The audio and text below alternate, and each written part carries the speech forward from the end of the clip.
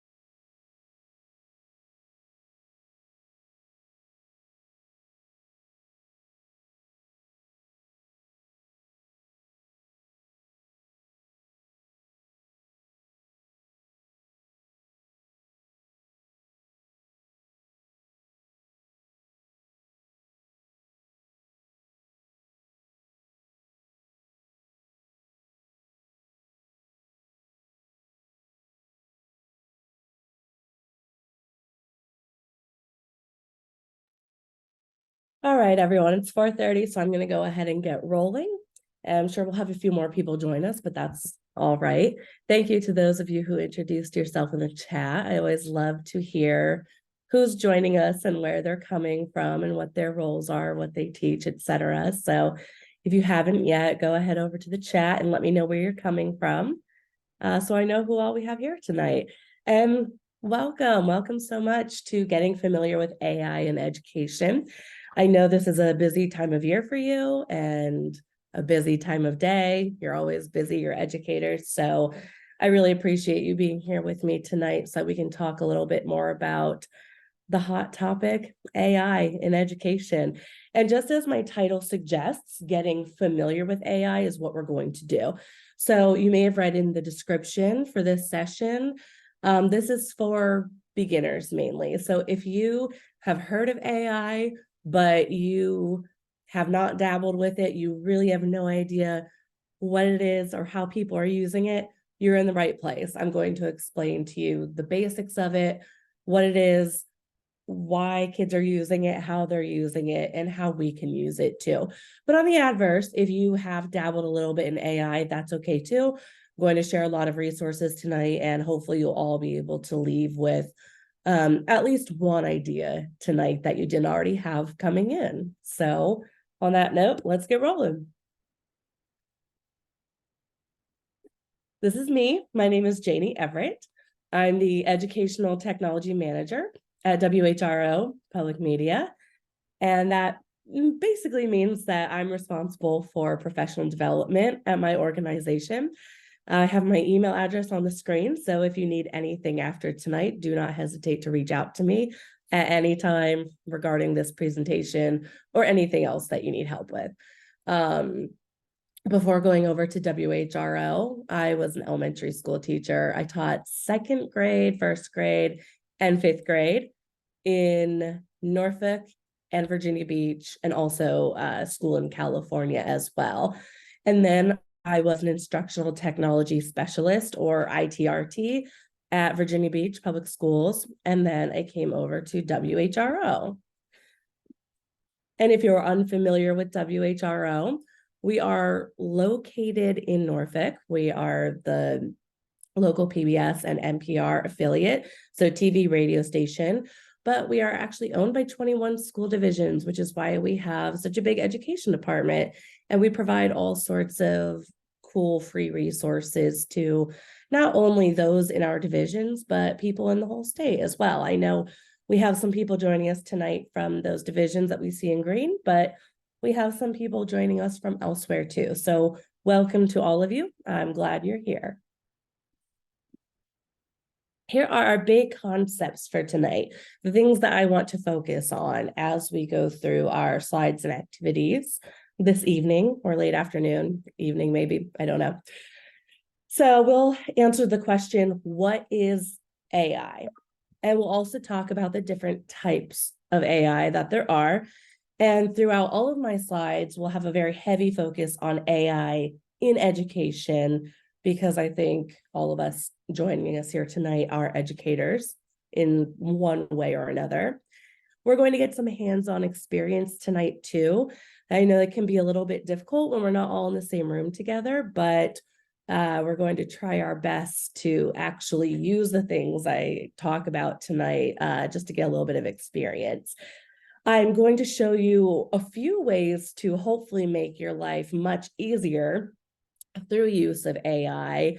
And then I'm hoping we can have some virtual discussion in the end. We're in a webinar format tonight in Zoom, so it doesn't really let the attendees speak out as far as voices go, but at any time while I'm talking tonight, go ahead and pop questions or comments into the chat. I'll do my best to keep an eye on that so I can answer your questions or voice your comments to the group. And there'll be a couple of spots tonight where you get to join into the conversation virtually as well. So that's what we're hoping to achieve tonight. All right, so let's start with the big question. What is AI? So AI stands for artificial intelligence. So we know artificial of course, is something that is fake, right? Not natural. And we know what intelligence is. So, intelligence that is not naturally created. So, I figured, why not ask AI for help defining AI? So, I went to Chat GPT on OpenAI. If that's foreign to you, no worries. We'll talk about what that is in a little bit here. And I asked Chat GPT, what is AI? And it gave me paragraphs, lots of words that I did not understand. So I was like, okay, forget that. And then I typed in, what is AI in one paragraph in simple terms? And here's what it gave me. And this I was able to understand. So this is coming from Chat GPT, not words of my own. Artificial intelligence, or AI, is like making computers smart in a way that they can do tasks that would normally require human intelligence. It's about teaching computers to learn, solve problems, and make decisions on their own. AI can be found in things like voice assistants. I'm sure we all have the Alexa. I don't want to say her name out loud or else she'll start. Image recognition software, and even some video games. It's like giving machines the ability to think and learn, similar to how humans do. Okay, so we are definitely going to dive deeper into what is Chat GPT and generative AI and photo AI and all of that. But I figured we would start with something a little more light and fun. We're going to play, is it real or is it AI? So I put together a little quizzes with 10 questions on it. And it's going to show you some photos, and you're going to have to guess if they are actual photographs or if they were generated by AI. So you can go to quizzes.com/join, and I'm going to head over there too so that I can get you the game code. Right.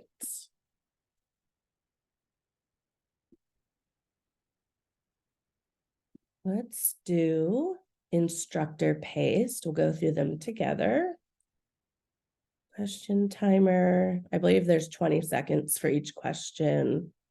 Continue.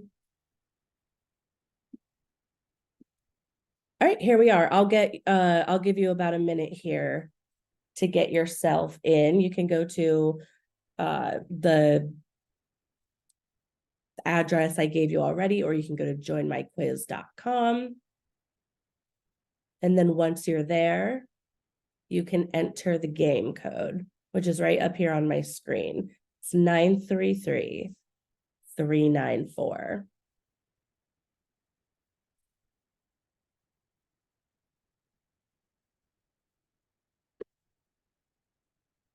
I see Sheila and Lisa have joined us.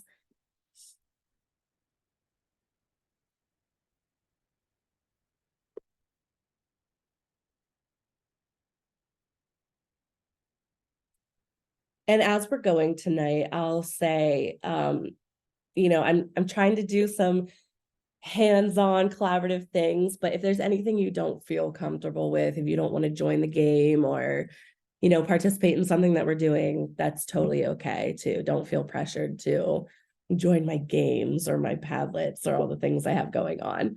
I'll give you about 10 more seconds here and then I'll get started.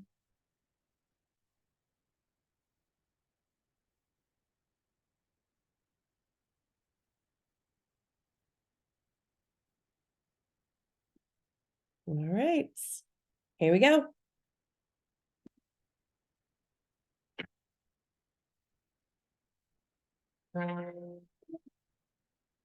All right. On your screen, the picture should be a little bit bigger. Is it a real photograph or is it AI?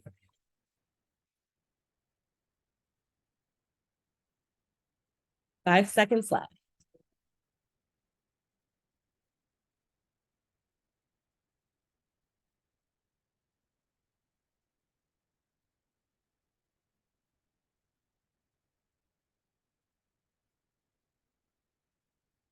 See. So that was an AI photograph, about half and half. They're pretty hard to tell. You would think you would know which ones are real and which ones are not, but it's tricky. All right, next. Real or AI?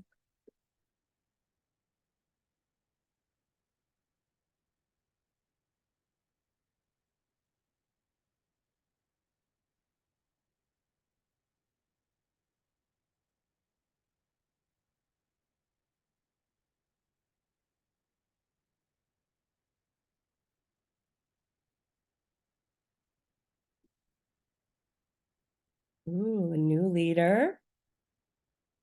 This was a real photograph. Next question.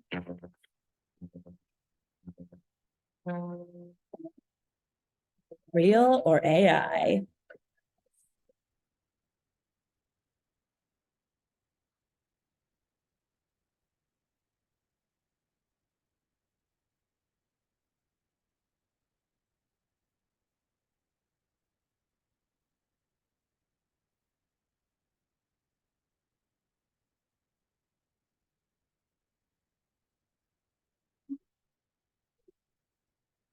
Okay, still Heather in the lead.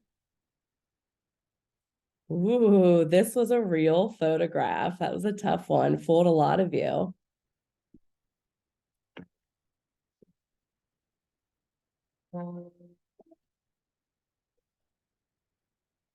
Real or AI?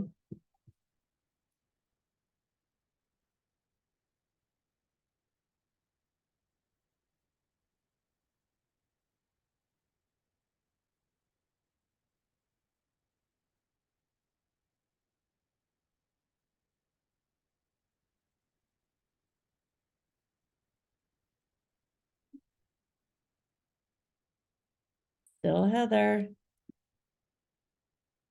This photo was AI.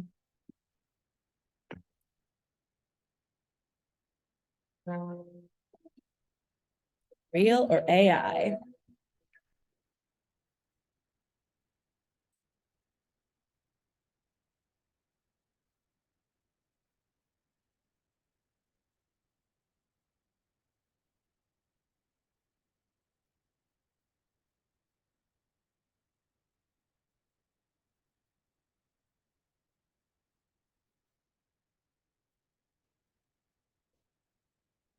Ooh, Sheila's in the lead now. That was a real photograph.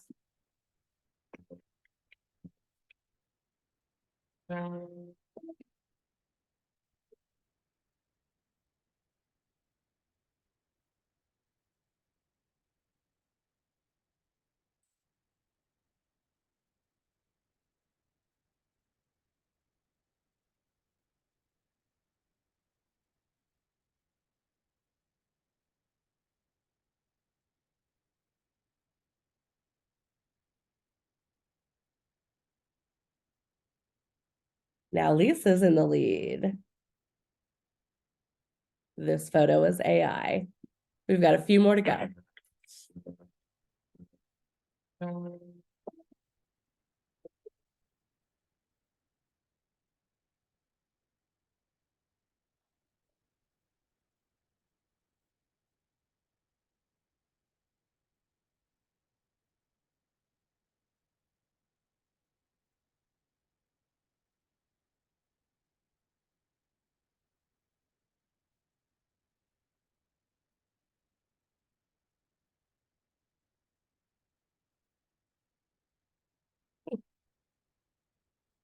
Ooh, this is an AI photo that fooled everybody.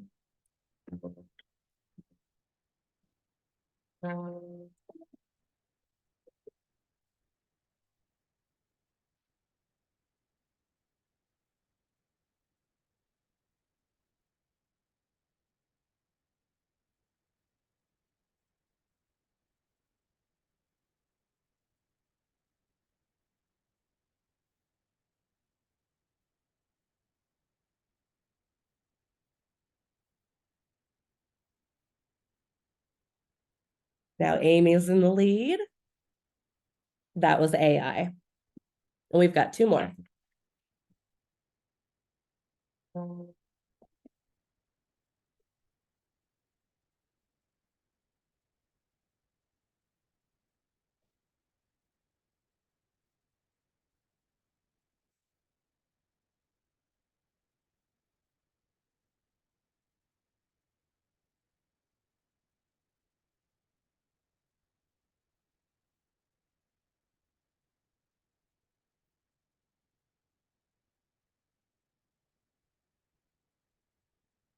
Okay, that was real.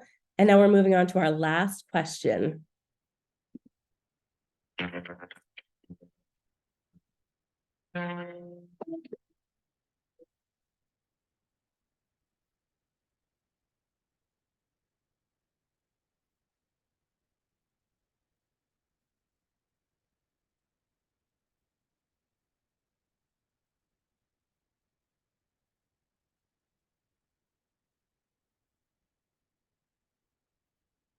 All right, let's see.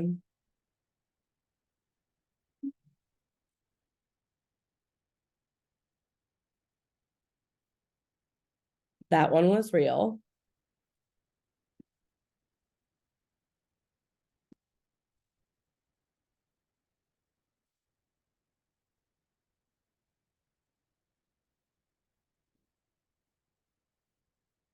All right, Amy and Wendy and Carla, great job.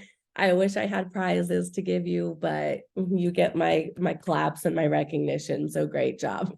And thank you so much, all of you, for playing along. So, all that to say, AI has really, really come a long way. I put a link down here in my notes on my slides for where I got those photos from. So if that's something that you wanted to use, with students or staff or whatever, you can. And I was right there with you. I got half of them right and half of them wrong. It is really incredible what artificial intelligence can provide for us. Is pretty wild. So the first type of AI that I want to talk to you about today is Chat GPT. And this is probably one that you have heard of, right? This is the big one. We're all hearing about it with our students, our tech leaders. We're seeing this in articles, on the news. It's everywhere. So of course, I want to talk to you a little bit about Chat GPT, what it is, what it looks like. Let me get back into slideshow mode here. All right. Chat GPT. So again, I figured, why not ask Chat GPT, what is Chat GPT? All right. So here's the answer that it gave me. Chat GPT is like a really smart computer program that understands and talks with people. It has read a lot of things on the internet, and it has learned how to have conversations. You can ask it questions, have it tell you stories, have you help you with your homework, etc.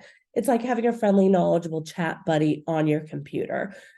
Chat GPT has apps.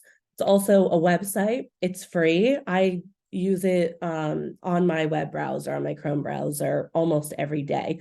You get there by going to chat.openai.com. So ChatGPT is the software. OpenAI is the company that created this software. And now you're going to, well, we're already seeing, but you're going to continue to see other, for lack of a better word, copycats coming along and creating similar softwares to Chat GPT. So this is basically just like one brand, one example of it. Now, if you have heard of AI and Chat GPT and all of these things, you've also probably heard of the controversy that surrounds it as well. Is it cheating? How do we combat the cheating? Is it plagiarism? Where is it pulling the information from, right? So I asked Chat GPT that as well. And take this with a grain of salt, but Chat GPT told me that it does not pull data from any one specific source. It knows how to answer your questions based on the training that it has been put through. But then in the next breath, it said it was trained from data collected from a wide variety of sources on the internet. And then it also included that it's not always up to date or accurate. So, those are questions that we'll talk about as educators. We may even touch those a little bit tonight and share some of our opinions on the questions surrounding ChatGPT and the ethics around it. But ultimately, at this moment, that's something you're going to have to make your own decision about. But we can certainly have conversations about it. And I think the most important part for us to remember as educators, and of course to remind our students, is this very last bullet point. It is not always up to date and it is not always accurate. So while we're probably going to see ourselves using this quite a bit as a resource and a tool to help us, and I do recommend that, by the way, we're also always going to have to fact check it, right? And spell check it and all that good stuff. We don't want to 100% rely on AI, even if we are using it as a good tool to do good things. So let me show you what the website actually looks like. Chat.openai.com. Here it is. It's very basic. Right down here, you can ask it questions or tell it to produce something for you. And it even gives you some ideas, like brainstorm names for my fantasy football team. It should have a frog theme. Make content strategies, suggest names. You can tell it anything you want to, or ask it anything you want to. Something as easy as, what is today's date? Okay. Or what is a good pumpkin pie recipe? And it's giving me a pumpkin pie recipe off the bat. So you can quite literally ask it anything, and it's going to give you some sort of response. In my personal experience, it's usually pretty accurate. But as it mentioned, it's not always going to be accurate. We always want to double check that before we take its word. So let me show you some things that I have asked Chat GPT to do for me that have been really helpful from an education point of view. Because as much as I love pumpkin pie, it doesn't really help me in the classroom, right? So here are some things that actually can help us in the classroom. It can help us build lesson plans, create assessments, find the right wording for difficult conversations we have to have, translation, rewording paragraphs, meeting minutes, and writing letters of recommendation, and many, many more that I'm sure you can think of. But these are just some of the things that I have asked it for help with. So let me show you some examples of these items.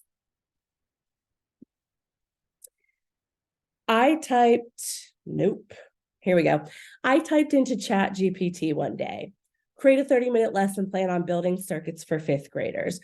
It should have hands-on activities, make sure that the following standards of learning are covered in the lesson. And then I copy pasted this SOL directly from the VDOE website. And here's what Chat GPT produced for me.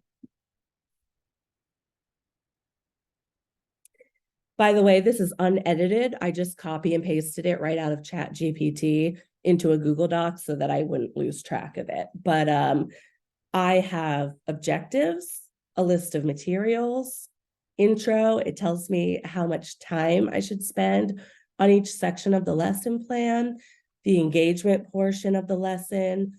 It does have us building some circuit models, so some hands-on activities for the students, a reflection at the end, a lesson closing, and an assessment. So I went through this and I have not made any changes yet. There are some things I would change based, thinking about my last group of fifth graders that I had as a teacher. There are some things in here I would have to modify, but I'm going to be honest. This is a pretty solid lesson that I would have used with that group of students with just slight moderation. And this was produced for me in literally seconds based off of that quick little prompt I gave Chat GPT.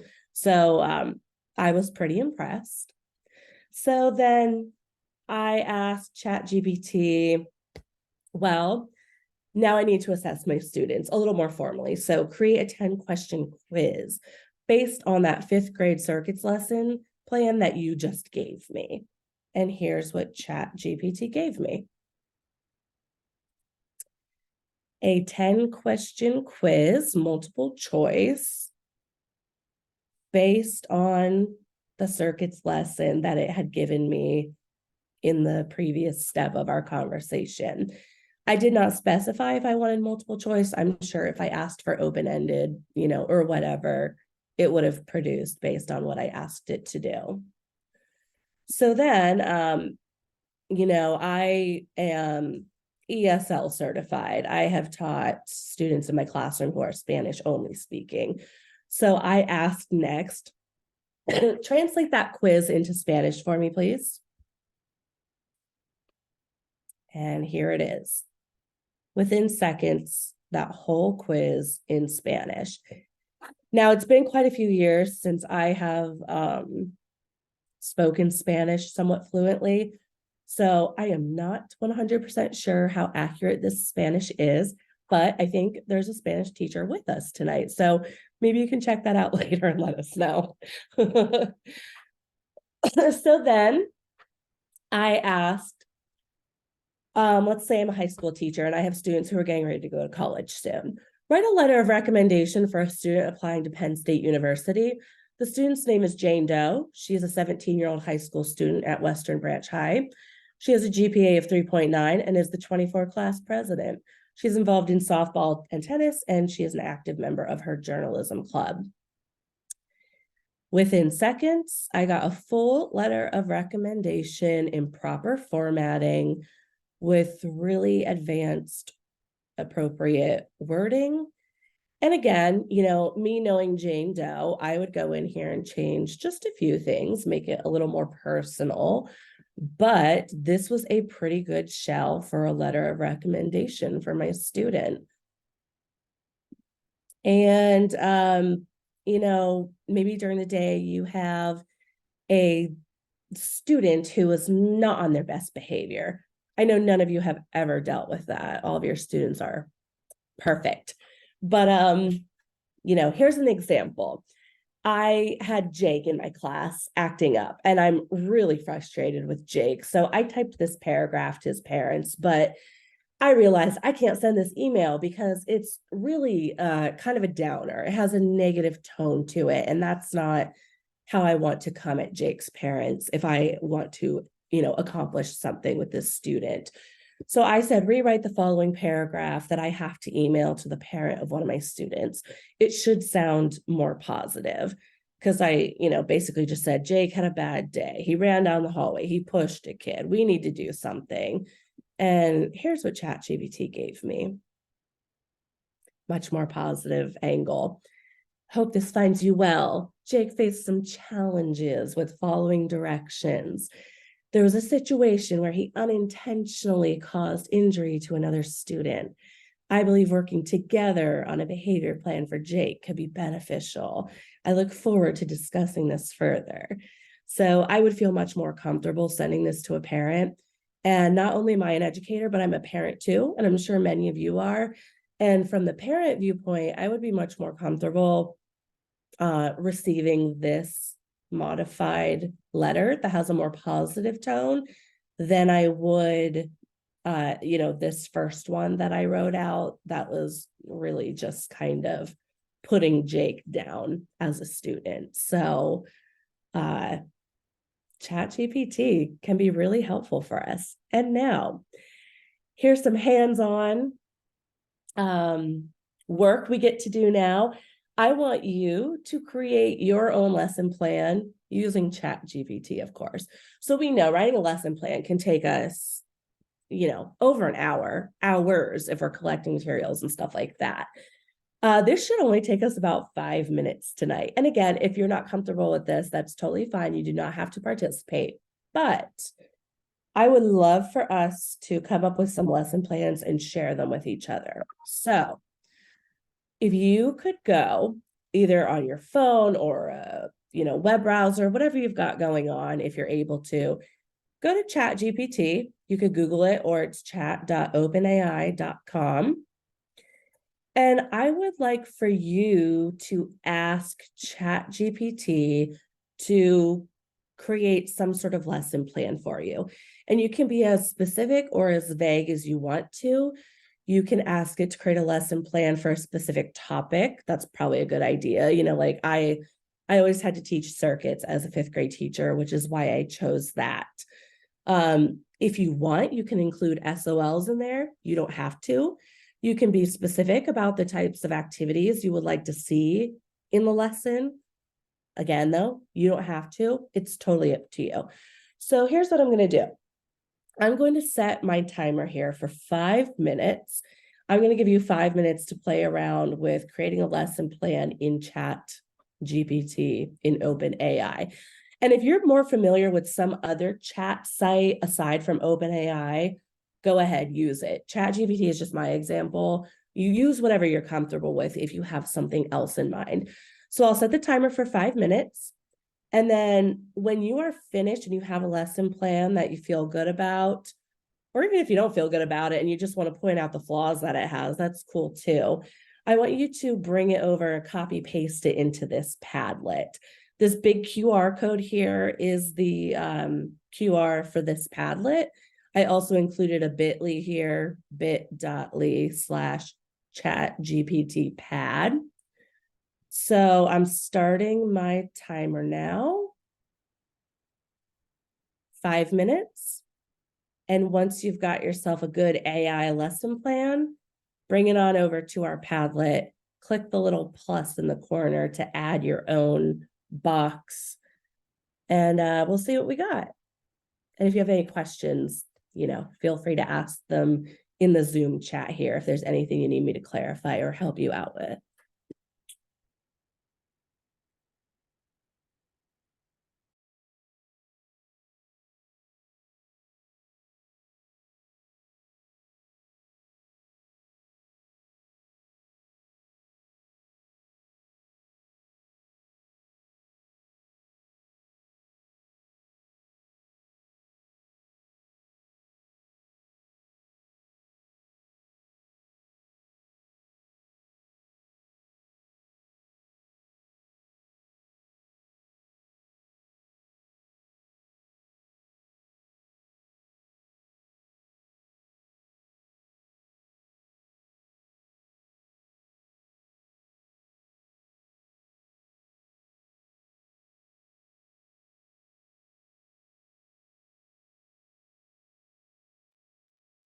And again, just in case anyone was having a hard time keeping up there, I've got chat.openai.com up here in case you forgot that URL.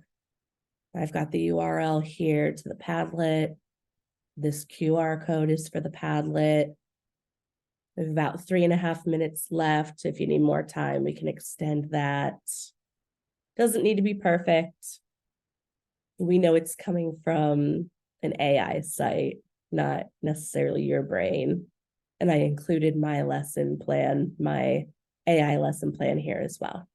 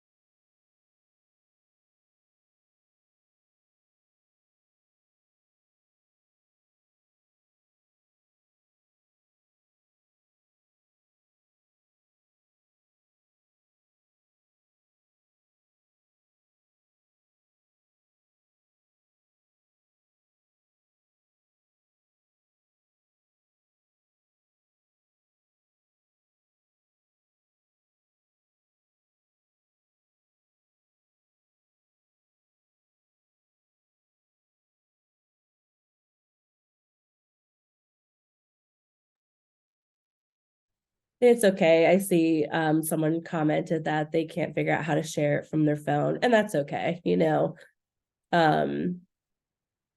If you can't figure out how to share it, that's totally fine. But here's how you do share it once it's been created.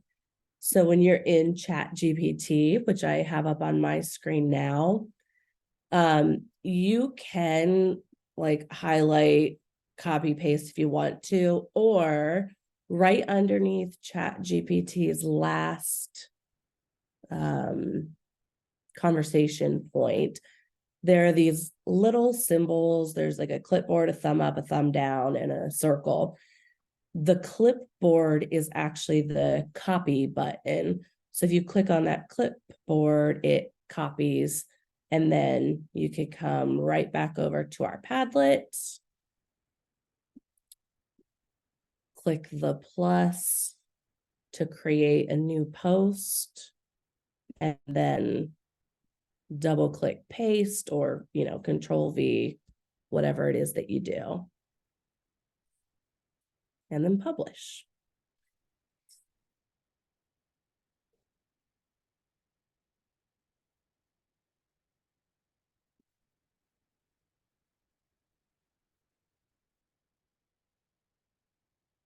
All right, my timer was about to go off, but I'm going to give you about 1 more minute. I see people starting to post some lesson plans, so about 1 more minute or so to see if we get any more.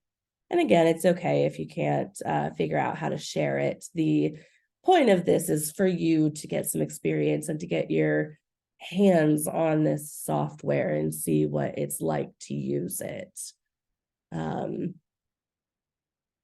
The sharing part is just optional.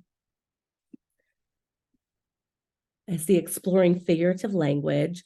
Gosh, when I taught figurative language, I would have absolutely loved to have Chat GPT by my side, because that is a tough one. At least it was tough with 5th graders.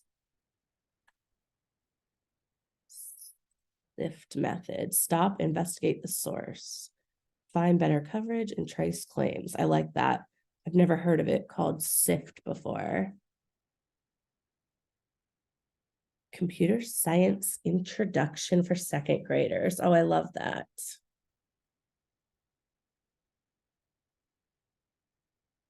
And Lisa said she really likes the group activity for the figurative language. Yeah, I can't lie. It really gives us some good ideas, at least for me. I must have hit manually approve. My bad. Very cool. I'll give you about 30 more seconds just in case anyone else wants to include theirs here. I don't know about you, but I am super impressed with the lessons I'm seeing. And I know the original thoughts were generated from our minds, and probably a lot of the detail we typed in too. But these are certainly some lessons that I would have modified and used in the classroom with my kiddos, for sure.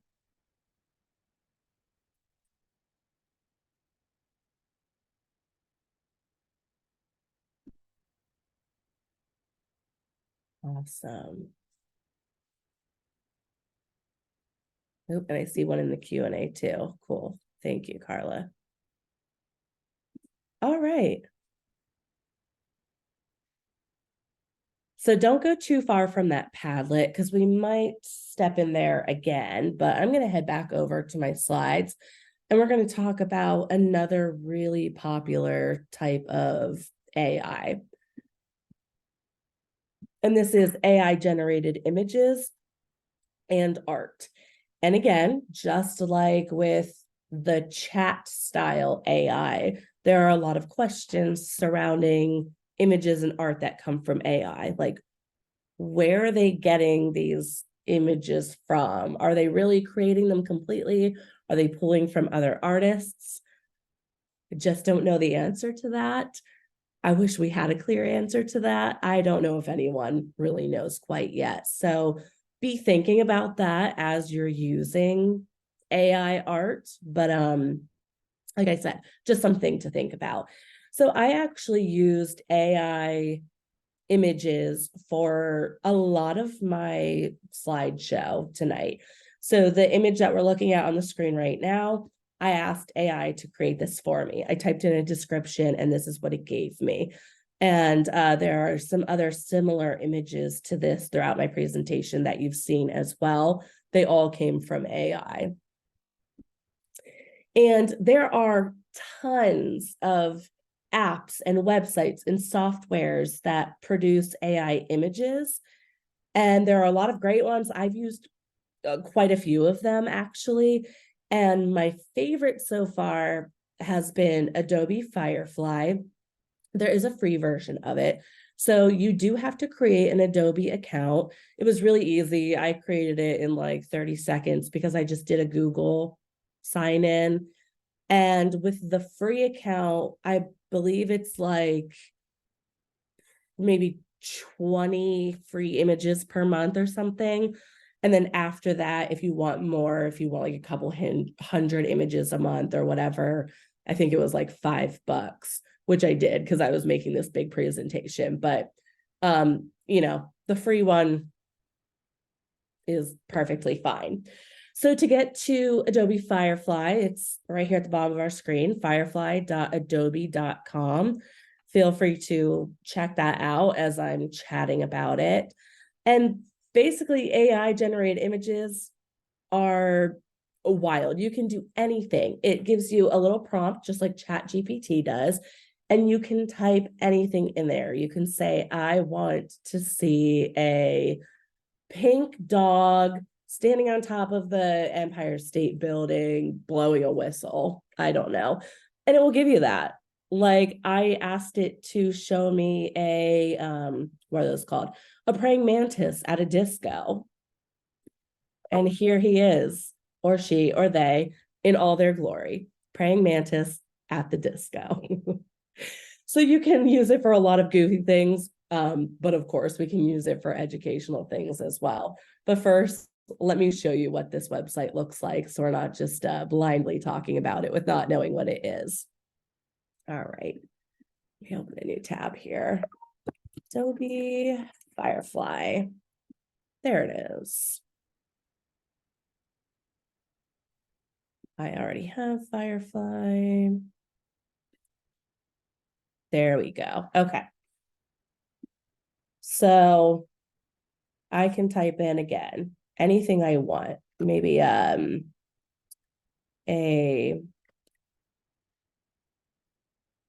dog standing in a field on a sunny day. And then I click generate. And it's going to give me 4 images to choose from.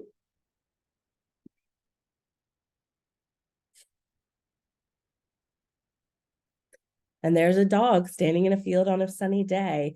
And if this isn't good enough for me, I can be a little more specific. I can say I want a black dog standing in a field on a sunny day, or whatever other detail I want to add. It can be as long as you want. You can also make it more of a photograph or more art-based. So if I choose art, it's a little more animated usually. You can add a reference photo. So if you have a picture, a style that you really like, you can add that and it will go off of that style. There are different effects you can choose from down here if you have a certain type of effect you're looking for. Let's see, I chose this first one. See what happens as it changes. And yes, Christy, I will send you all a copy of my slides and I'll post the recording on our website in a few days as well. So there we are. You can type in anything you want on here. So once again, let me get back to my slides and show you some of the ways that I have used this in a more educational setting rather than just my praying mantis at the disco. So, sometimes when we're reading chapter books with our students that don't have any images or, the movie isn't out yet, so we can't really get a good picture of the characters. We get these really detailed character descriptions, and sometimes that can be difficult for students or even, or even adults to kind of visualize in their heads. Sometimes it's a little easier if you have like the movie character or a character on the cover of the book to kind of keep in your mind as you go through the story. So I just typed in some character descriptions into Adobe Firefly to see what it gave me so that as I read my story, I could kind of have something in mind. So first, I typed in my first character, a 20-year-old girl with long curly red hair, green eyes, fair skin, high cheekbones, wearing a blue dress.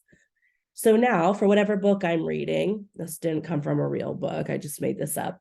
But now I have this face that I can kind of follow along with in my mind as I'm reading the rest of the story. And might sound a little silly, but for some people, it's really helpful when you have something to visualize that you don't have to come up with on your own. And then it can help us follow the plot a little closer, or be a little more fluent, or comprehend a little bit better than maybe we would have before. And my second character, I said I needed a 73-year-old man with short, straight, white hair, dark skin, a broad nose, wearing a red coat. And here's what it gave me. And these are pretty realistic looking people that I think could really help some of our students out, or even us if we're in a bind visually.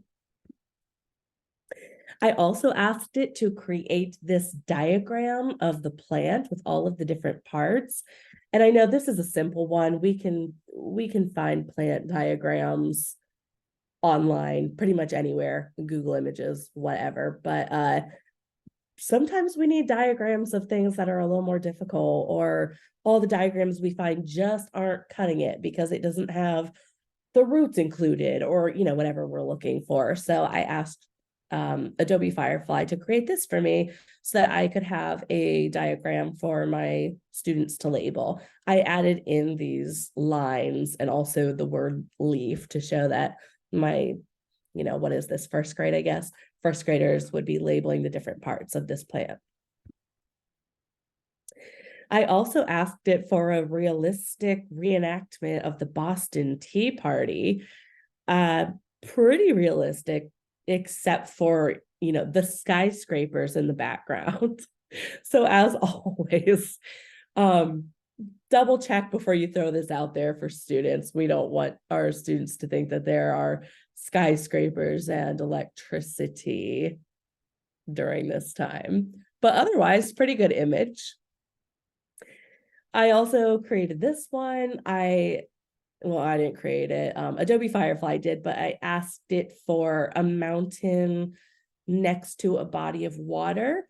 And then in a separate prompt, I asked it for a cute little water droplet graphic so that when we're doing the water cycle, either me or my students can take this water droplet, and I'm in presentation mode. That's why there we go. And move this little water droplet around the screen. And then maybe I can use like Screencastify or some sort of screen recorder to talk about, okay, now it's running down the mountain. This is runoff. Now it's in the body of water. This is collection. Now it's evaporating up into the sky. Now it's coming back to the mountain and falling down as precipitation. So it was pretty easy to generate those. And not only do these image AI apps and sites create images based on your text, but they can also help enhance images that you already have. So we already got a little sneak peek of my next one here. This is a photo of me and one of my dogs, and there was this truck in the background that was kind of killing the vibe. So right there in Adobe Firefly, I used one of their other features to blur out this truck, and then the website automatically just replaced it with like something else they thought would fit, which was a bunch of bushes. And honestly, if I didn't see this left side, I would think this was the original image. It looks pretty solid to me. I tried it out again with a picture of my son holding these two birds. I blurred out the red one with the Adobe Firefly tool, and I typed in that I wanted it to be a blue macaw instead of what was there. And this is what it gave me on the right side. Tail feathers are a little short, but other than that, it was pretty realistic. And I think we could think of some really creative ways to use this either for ourselves or with our students to adjust some images, some existing images, or to create ones, because we don't have actual photos of the Boston Tea Party, or, we have paintings and recreated images, but it's a great way to work with our students on detail and creativity and coming up with some of these images on our own. Okay. So, let me see. I was going to have us create some of our own art, but for time's sake, we're going to move along past that. But I do suggest checking out Adobe Firefly on your own time if you haven't been already doing it on your devices while I've been speaking, because it can produce some pretty cool things. One more I want to show you in relation to images is a site that I used called Aragon to produce some professional headshots. This was a really cool one. I will warn you, I paid for this. There were some free ones that I found online on other websites. If you type in AI headshots, I did a few of them and I was just not impressed. But when I got to Aragon, I was actually pretty impressed with some of the results that I found. Not all of them, we will see, but some of them. So the first image, when I introduced myself to you in the beginning, that headshot, if you couldn't tell, that was actually an AI generated image. This one over here, all three of these are. So I uploaded like 20 photos of myself that I already have. And based on those 20 photos, it created maybe I want to say 50 professional headshots of me. In my opinion, these three were the most accurate and the most realistic looking. I think if you really, really take a good look at them, you probably still can tell that they're AI generated, but just for your website or your introduction slide, like I had tonight, I'm willing to bet that most people would think they're actual well done photos. But that being said, for every well done photo, there was a not so well done photo. And here are some examples of those. This one with the bizarre puppy with strange eyes. This one that gave me a crooked haircut. And this one, I don't know what's going on there. I just look absolutely wild in that one. So it's okay. You can laugh at them. I laughed at them. Some of them were pretty bad. So I want to end tonight on talking about a few additional AI tools that we can use that would be beneficial to us as teachers, some tutoring and some other sites as well. So these are the best AI tutoring sites that personally I have come across so far. I'm not saying they're the best out there, that they're the best in the world. These are just the ones that I personally was most impressed with. Quizlet, if you're familiar with Quizlet, you create all these flashcard sets in there, or you can go find flashcard sets that other people have created. And Quizlet has a new AI chat feature that lets you, it quizzes you on one of those quiz sets. So I had a quiz set in Quizlet about clouds, and I said, quiz me. Or you can choose teach me, quiz me, apply my knowledge. So I said quiz, and it started asking me questions based on my cloud set that I have in Quizlet already. I didn't know the answer, so I said, give me a hint. And it said, this cloud type starts with the letter C and has a fluffy appearance. So it's not giving me the answer automatically. Another really great one that I found is Khan Academy. That probably sounds very familiar to you as well.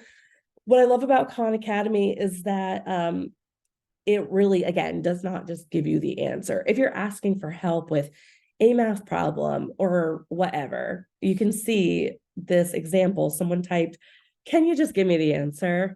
And Khan Academy, Conmigo, said, no, it's important that you do this on yourself. What do you think you need to do to solve this multiplication problem? And they said they need the same denominator. And it said, good thought. But in this case, and it gave me some direction there. The downside is that the Khan Academy one is $4 per month, which I'll be honest is pretty cheap compared to some of the other AI tutoring sites that I've seen online. So I understand this may not be something you can afford for your classroom, but it might be something great to recommend to parents of students in your class who are struggling if they need a little additional help. Definitely something to check into. And I also find that a lot of these educational sites are pretty good about giving you free trials if you ask if you want to try them out so that you can recommend them to other people or to your administrators or whoever. Magic School is absolutely wonderful. And all of my slides, by the way, the speaker notes are full of links. So I'll send this to you and you'll have all the links for all this stuff. Magic School is really, really great. I'll go there and show you. Nope. I'll show you what it looks like really quick. Maybe. Oh. Yes, Christy said Magic School is incredible. Here's what it looks like. There are so many things you can create in here based on AI. Thank you notes, gift suggestions for teachers, group work, quote of the day, sentence starters, unpacking standards, assessment tools, teacher jokes. I would use that every day. My favorite, though, rubric generator. Rubrics are really important. We know that, but they are not difficult, but just so time consuming to create. Imagine having it done for you. I highly suggest checking out Magic School. It's free. There are lesson plans, rubrics, all sorts of stuff in here designed specifically for teachers. And we love free teacher sites that are built specifically for us. Definitely check it out. And one of my last suggestions is look for AI in all of the EdTech tools that you are already using. As I was creating this slideshow and I was looking at all of my different favorite EdTech tools that I present on all the time, here are just a few of the tools I found that already have created and integrated their own AI feature. Zoom, Canva, Duolingo, Quizlet, Edpuzzle, Google, Kahoot, Quizzes, and the list goes on and on and on. These are some of my favorites, and they're already starting to pull in AI. Don't be afraid of it. Look into it. If you find it's not for you, you don't have to use that AI tool, but there's a chance that it's going to make your life a whole lot easier. I also gave you some games and experiments to check out. I believe these are all Google experiments. They're pretty cool. Nothing too crazy, just fun little things to pass the time. And also, we run eMedia VA out of WHRO. It's a free digital content library. I created a collection on artificial intelligence. So I have the link for it here, and you can go check that out. There's all sorts of videos and resources on AI that would be appropriate not only for you, but also appropriate for secondary students to view as well, if they're interested in taking a look at AI. And again, we don't need to do this in person right now because of time. We only have about a minute left here. But I did want to raise a few questions for you to at least think about as you leave here tonight and you have access to this Padlet. Think about these things. How do you see yourself using AI in your classroom or at work if you're not a classroom teacher? What issues do you think could arise from AI? What are your thoughts about some schools using AI while other schools don't use it? Is it fair? Is it equitable? Is it a problem at all? And how do we combat cheating through use of AI? These are big, heavy topics. And I don't think they all have solid answers at this point in time. I think these are things that we're going to work through as we use AI in schools in the near future. But I did include a few articles on here that specifically focus on the cheating part of AI in schools. And these articles kind of come at it from a few different points of view. So I would recommend reading those and seeing what everyone has to say on it and how we can keep that in mind as we move forward in our classrooms. All right, so this is where I'm going to leave you tonight, guys. And I am going to go ahead and drop the link to my slideshow in the chat. Copy link. Give me 1 second. So, live.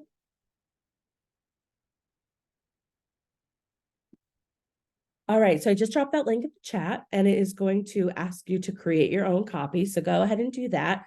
Feel free to click on any of this stuff. You can steal anything you want. You can reuse my slides with your own group of teachers or whoever.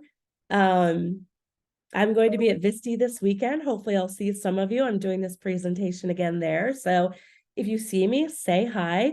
You're going to get an email tomorrow sometime with a survey. And if you take that survey at the end, it will give you a certificate of participation for tonight for 1 hour. And as always, I plan more than I need. So I know there were a few things we didn't cover in depth here, but I hope you learned something. I hope you're thinking about AI. And if you have any questions, reach out to me by email and I'd be glad to chat with you. So have a great night.